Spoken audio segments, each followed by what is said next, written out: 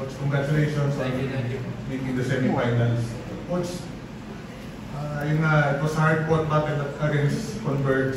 You survived it, but looking back, looking forward towards Converge, what do you see them in the future?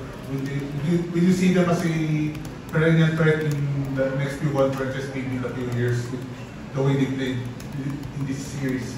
Yeah, you know, I really think so. If they keep that team intact, I think it's going to be a great team in the coming conferences or in the coming season.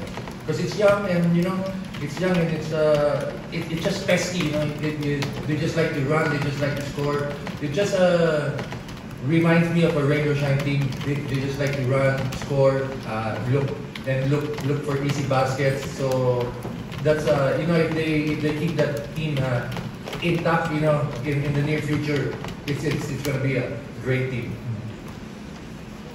Junmar, nakikita mo rin ba na ganun yung sa Converge in the future na magiging competitive sila, lalo na wala pa si Baltasar na maybe next conference, andun na? Siyempre, maraming Converge hindi mas para sa saya, paliwalain kasi sobrang bilis nila, yung mga guards nila, shooters, kasi kompleto sila, may big sila, tapos may shooters sila. So, ayun, magiging contender sila yung Converge in the future.